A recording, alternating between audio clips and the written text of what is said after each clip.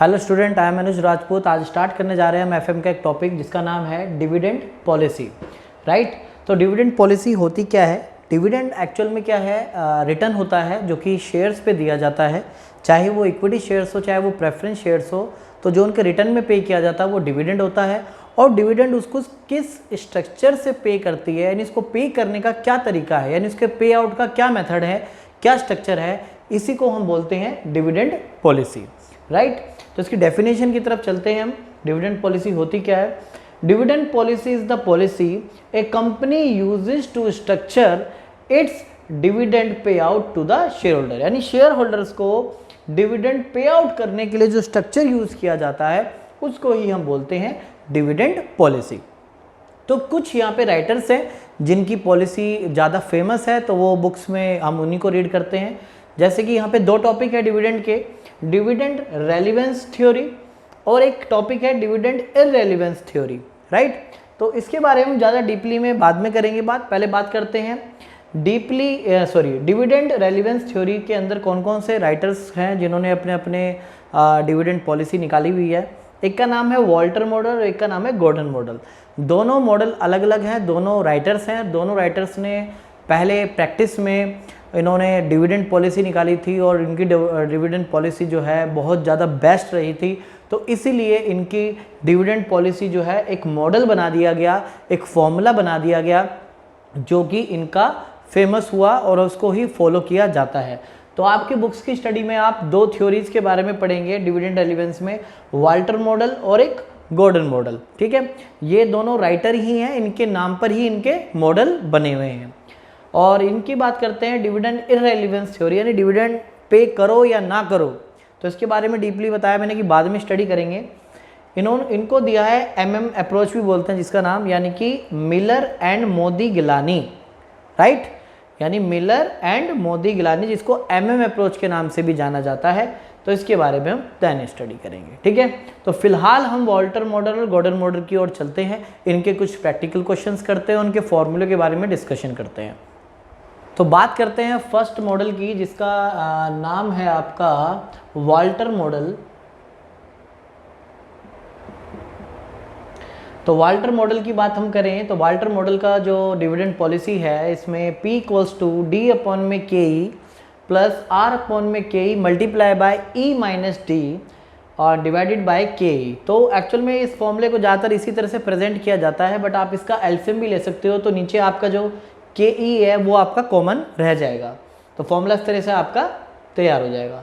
Formula आप ये भी यूज़ कर सकते हैं, ये भी यूज़ कर सकते हैं। अगर आप इस तरह से यूज़ करेंगे तो आपके रिजल्ट जल्दी आएंगे, यानी आपको ज़्यादा बेनिफिट मिलेगा। जहाँ पे बात की जाए कि P का मतलब क्या है, P stand for market price per share, D stand for dividend per share and E stand for earning per share, जिसको हम EPS भी बोलते हैं। E stand for earning per share, D for dividend per share और R for internal rate of return of the firm and K stand for cost of capital of the firm. Right, ये आपके हैं जो questions में आपको ये चीज़ें given होंगी डायरेक्ट, और बस आपको क्या करना है, वैल्यू पुट करनी है और आपका आंसर आ जाएगा। राइट, तो ज़्यादा कुछ खास इसमें नहीं है। तो क्वेश्चन जैसे जैसे आप करेंगे और आ जाएगा।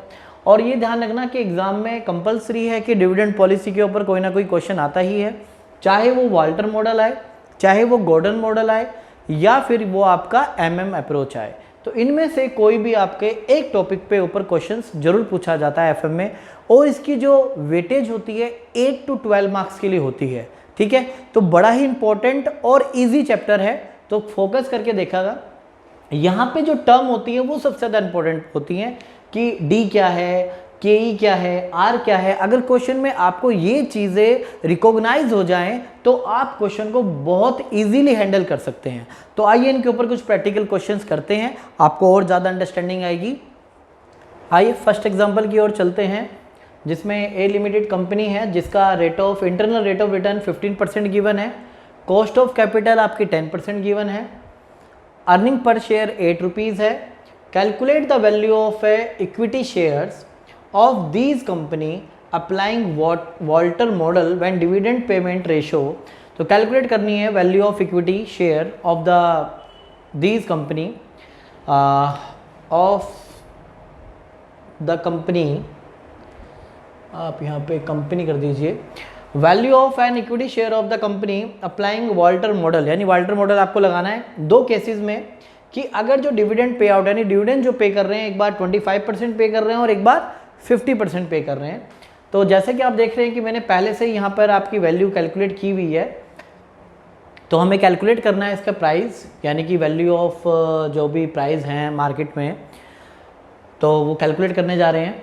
तो सबसे पहले हमें डी की वैल्यू कैलकुलेट करनी होगी। तो ध्यान से देखें, फर्स्ट केस की बात कर रहे हैं हम, केस फर्स्ट यानी कि ए केस में जो है आप डिविडेंड कितना पेमेंट कर रहे हो, डिविडेंड यानी डीपी रेशियो भी बोलते हैं, डिविडेंड पे आउट रेशियो, यानी कितना आप डिविडेंड पे कर रहे हैं। डिविडेंड जो है वो अर्निंग पे किया जाता है, इस बात का ध्यान रखना। तो यहाँ पे अगर मैं डी की बात करूँ, यहाँ पे आपके पास सारी चीज़ें हैं, बस आपके पास डी ही नहीं है। तो डिविडेंड कितना दिया जा रहा है, 25% पे किया जा रहा है। किसका 25% पे किया जाता है, अर्निंग का, यानी 8 का मैं 25% निकालता हूँ यहाँ पे, तो आपका तकरीबन कैलकुलेट होके आ जाता है 2, राइट।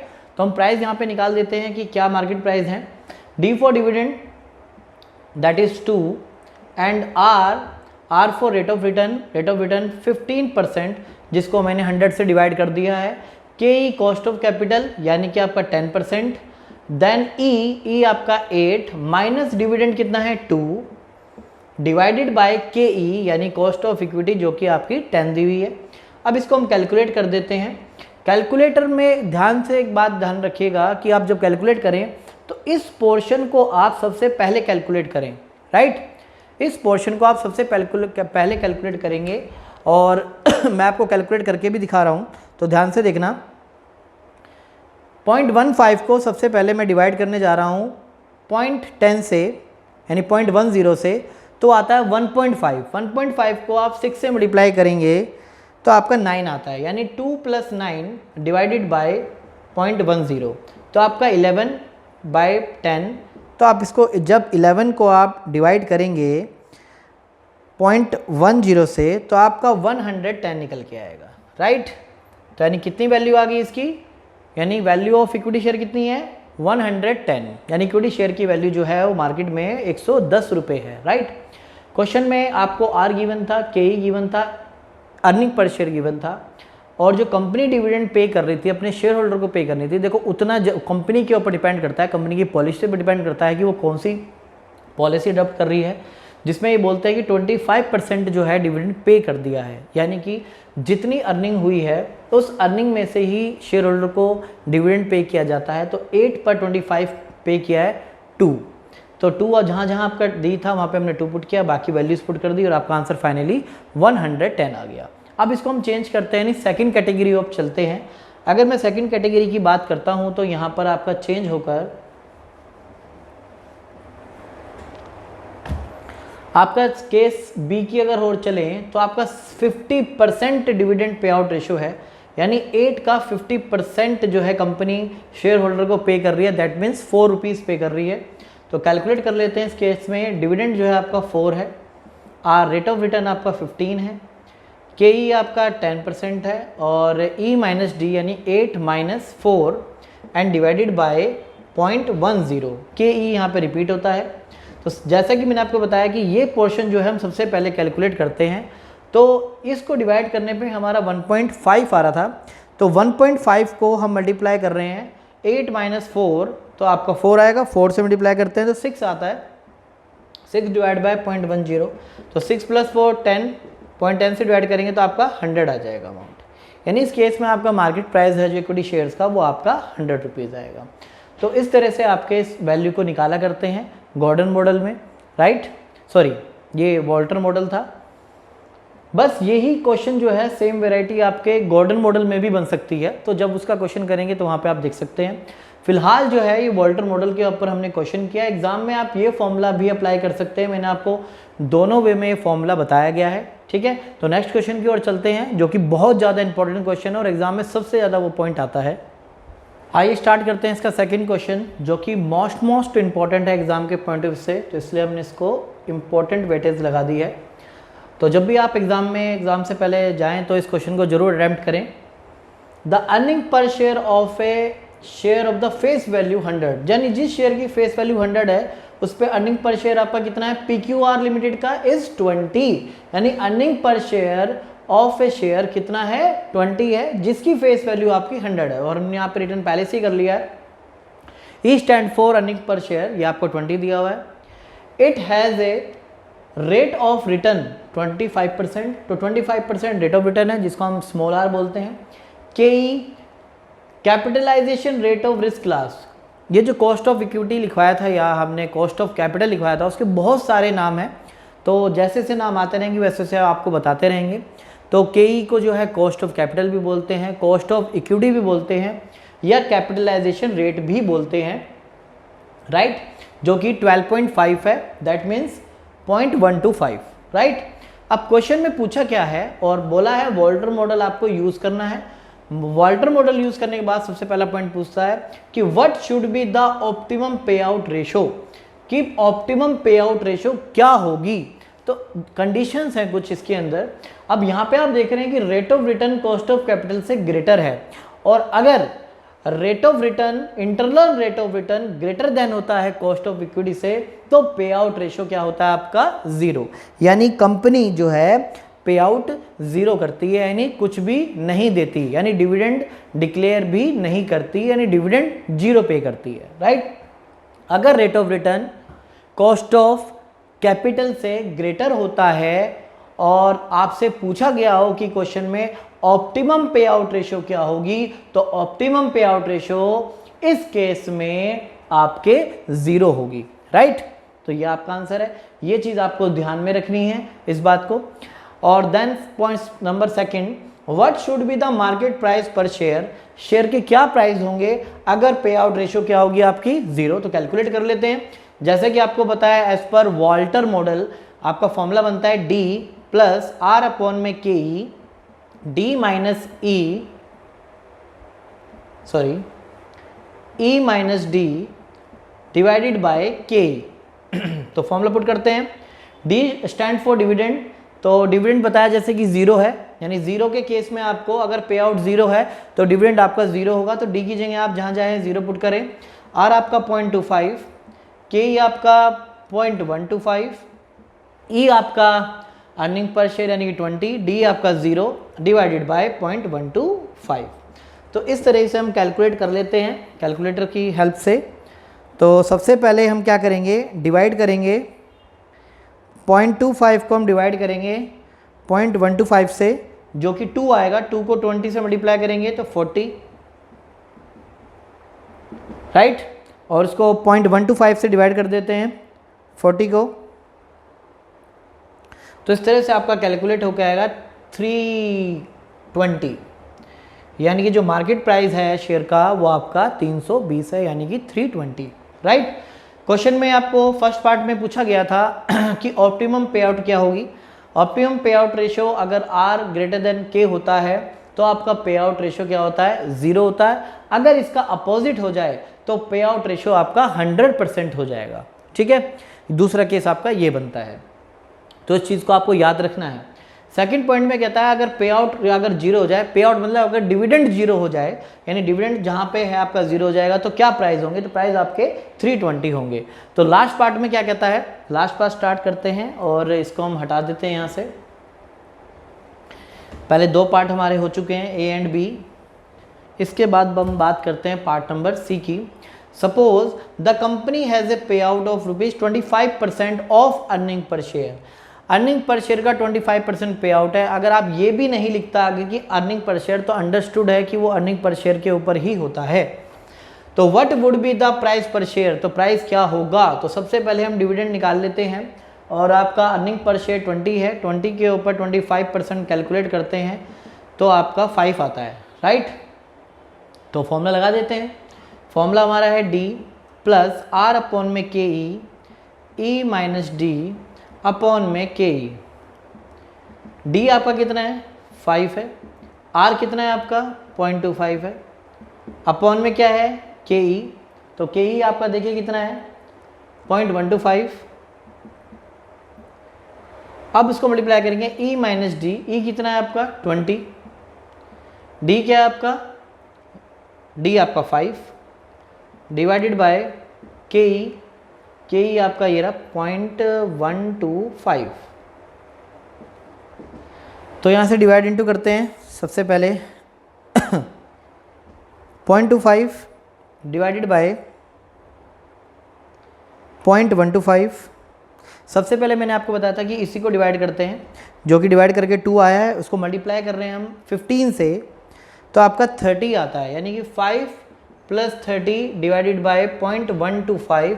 तो 35 को आप डिवाइड करेंगे 0.125 से, तो आपका क्या आता है वो कैलकुलेट करने जा रहे हैं हम।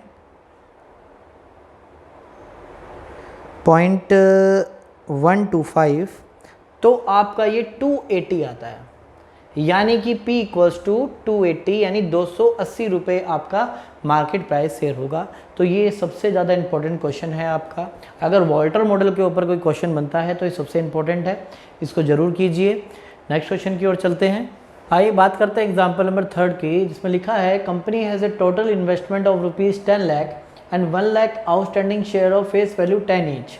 यानी कि 1 लाख शेयर्स है, एक शेयर 10 रुपीज़ का, मल्टीप्लाई करेंगे तो 10 लाख ही आ जाएगा। फिलहाल इसका कोई यूज़ नहीं है। It earn a rate of return is 11% on in investment. जितनी इन्वेस्टमेंट है उस पर 11% इनको रिटर्न मिलेगा।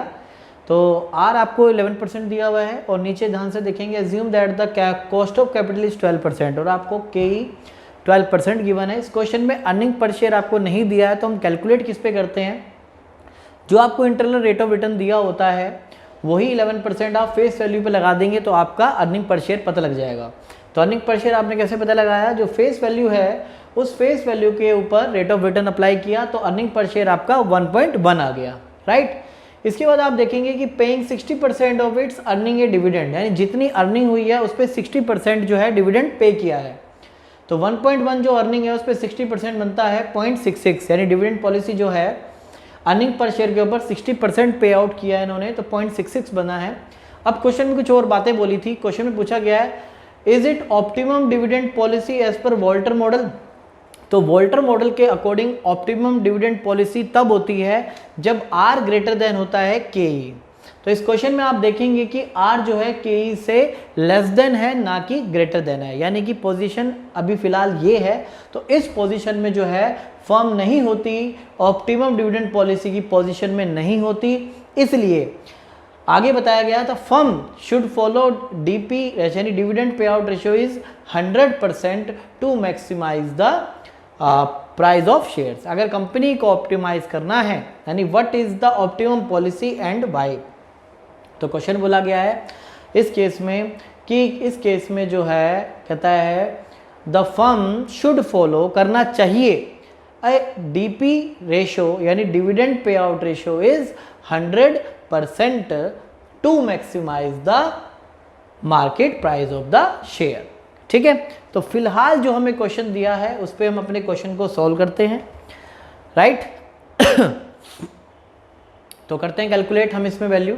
तो प्राइस का फॉर्मूला है आपका डी प्लस आर अपॉन में के ई अपॉन में E minus D divided by के ई। तो डी आपका जो बनता है वो है 0.66 plus R rate of return upon में के ई 12%, ई आपका earning per share 1.1 minus 0.66 divided by 0.12। तो हम कैलकुलेट करते हैं इसको, वैल्यूज हमने सारी पुट कर दी है। डी फॉर डिविडेंड 0.66, आर आपका है 11%, के ई आपका 12%, ई आपका है 1.1, डी आपका 0.66। तो इसको एडलेस करते हैं तो आंसर कैलकुलेट करते हैं। सबसे पहले मैंने आपको बताया कि ये वाला पोर्शन जो है हम कैलकुलेट करते हैं। 1.1 माइनस 0.66 0.44 आता है, मल्टीप्लाई करते हैं 0.11 से एंड डिवाइड करते हैं आप 0.12 से, तो कैलकुलेट होके आता है समथिंग अराउंड 0.40। उसमें हम प्लस करते हैं 0.66 और डिवाइड करते हैं 0.12 से, तो तकरीबन जो आपकी वैल्यू बनती है वो आपके 8.86 बनती है, राइट। तो इस तरह से हमारा आंसर आ गया है। फिर दोबारा हम एक बार कैलकुलेट कर लेते हैं। डी आपका जो गिवन है क्वेश्चन में 0.66 है और 0.11 आपका आर है और डिवाइडेड बाय के ई 12% है। E minus D divided by में E for cost of capital. तो दोबारा एक बार कैलकुलेट करते हैं। 1.1 minus 0.66 0.44 multiply by 0.11 and divided by 0.12, तो ये आपका 0.40 आता है। प्लस करते हैं 0.66 एंड डिवाइड करते हैं आप 0.12 से, तो आपका तकरीबन ये प्राइस आ जाता है। ठीक है, क्वेश्चन में बातें क्या हुई थी जन से इस बात को देख लें। यानी 60% पे करने के बाद हमारा जो बनता है 8.86 प्राइस बनता है मार्केट में। तो पूछा गया था क्या ये ऑप्टिमम डिविडेंड पॉलिसी है एज पर वॉल्टर मॉडल। जो आर है, रेट ऑफ रिटर्न है, वो के से ग्रेटर देन होता है तो ऑप्टिमम पॉलिसी बनती है। तो इस केस में जो ये है, फर्म जो है इस पोजीशन में नहीं है कि वो ऑप्टिमम पॉलिसी में हो, राइट। तो फर्म को क्या करना चाहिए, यानी कह रहा what is the optimum policy and why. इस केस में, यानी इस केस में कंपनी क्या करे तो कि ऑप्टिमम पॉलिसी बना ले। तो इस केस में जो डिविडेंड प्राइस रेशियो है वो आपको 100% रखनी होगी। हाँ जी, यानी जितना आपकी अर्निंग पर शेयर है उतना ही आपको डिविडेंड पे करना पड़ेगा, तो आपकी पॉलिसी ऑप्टिमम हो जाएगी। तो चाहे तो आप उसको कर भी सकते हैं।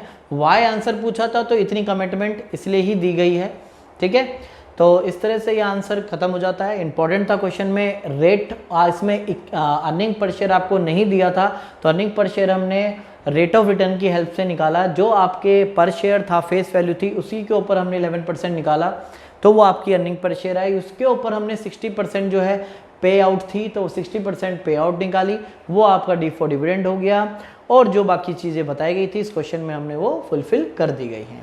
ठीक है, तो नेक्स्ट हम गॉर्डन मॉडल की ओर चलते हैं। आइए बात करते हैं नेक्स्ट टॉपिक जिसका नाम है गॉर्डन मॉडल। तो गॉर्डन मॉडल के अकॉर्डिंग जिसका फॉर्मूला है वो ये प्रेजेंट करता है P equals to E 1 minus B bracket में KE माइनस BR, जिसमें E का मतलब अर्निंग पर शेयर है, पहले भी इसके बारे में डिस्कशन कर चुके हैं। जो B है उसका मीनिंग आपको सीखना है। B का मतलब है रिटेंशन रेशो। अगर सपोज कीजिए कि कंपनी ने अर्निंग की है 10 रुपीज़ की और उसमें से आपको पे आउट कर दिया है, पे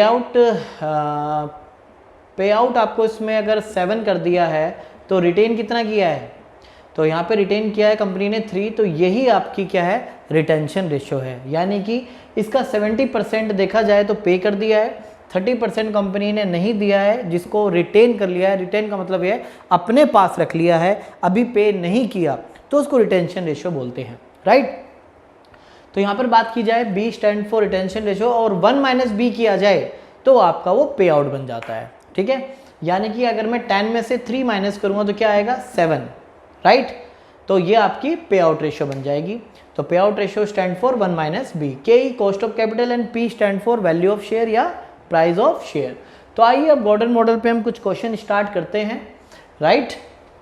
तो क्वेश्चंस की ओर चलते हैं। इसके एग्जांपल नंबर 4 स्टार्ट करते हैं जो कि गॉर्डन मॉडल पे बेस्ड है और जिसका हमने फॉर्मूला पहले रिटर्न कर लिया है E1 minus B KE minus BR, right.